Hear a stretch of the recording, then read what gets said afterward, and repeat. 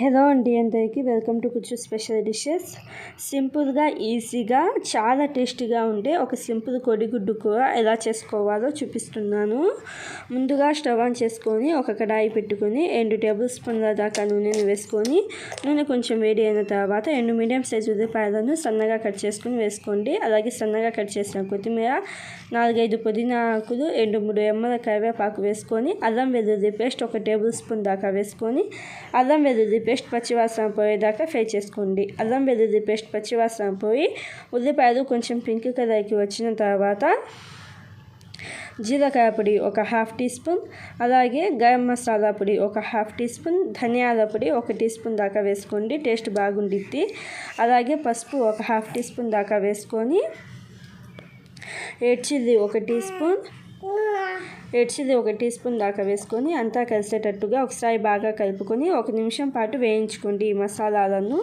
1 నిమిషం తర్వాత 2 పెద్ద సైజు టమోటాలను సన్నగా కట్ చేసుకొని వేసుకోండి. సాల్ట్ 1/2 టీ స్పూన్ దాకా వేసుకొని ఈ టమోటాలు సాఫ్ట్గా మెత్తగా అయ్యేదాకా ఉడికించుకోవాలి. టమోటాలను ఒక 2-3 నిమిషాల పాటు ఉడికించుకున్న తర్వాత ఒక 3 టేబుల్ స్పూన్ల దాకా నీళ్ళను వేసుకొని ఒకసారి బాగా కలుపుకొని పైన మూత పెట్టేసి టమోటాలు సాఫ్ట్గా మెత్తగా అయ్యేదాకా ఉడికించుకోండి. అప్పుడే టేస్ట్ అనేది బాగుంటుంది. టమోటాలను ఇలాగ మెత్తగా ఉడికించుకున్న తర్వాత 4-5 కోడిగుడ్లను ఇలాగ పగలగొట్టుకొని వేసుకోండి.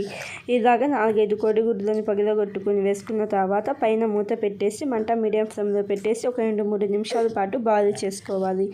2-3 నిమిషాల తర్వాత కోడిగుడ్లను రెండో వైపుకి మార్చుకోండి. రెండో వైపు కూడా పైన మూత పెట్టేసి లో ఫ్లేమ్లో ఒక 2-3 నిమిషాల పాటు ఉడికించుకోవాలి. ఇలాగ రెండో వైపు కూడా ఒక 2-3 నిమిషాల పాటు ఉడికించుకున్న తర్వాత ఒకసారి బాగా కలపండి. ఇలాగా ఒకసారి బాగా కలుపుకున్న తర్వాత పైన మూత పెట్టేసి ఇంకొక 2-3 నిమిషాల పాటు మంట మీడియం ఫ్లేమ్లో పెట్టేసి ఉడికించుకోండి. 2-3 నిమిషాల తర్వాత ఉప్పు కారం సరిపోయిందో లేదో చూసుకోండి. ఉప్పు కారం సరిపోయిందో లేదో చూసుకొని కావాలంటే ఇంకొంచెం వేసుకొని సన్నగా కట్ చేసిన కొత్తిమీర వేసుకొని ఒకసారి బాగా కలపండి. ఒకసారి బాగా కలుపుకొని మంట ఆఫ్ చేసేసి సర్వ్ చేసుకోవాలి. చాలా సింపుల్ ప్రాసెస్.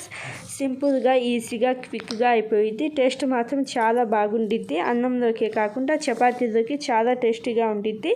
ఒకసారి తప్పకుండా ట్రై చేసి మీకు ఎలా వచ్చిందో కామెంట్లో చెప్పండి. Thank you friends. బాయ్.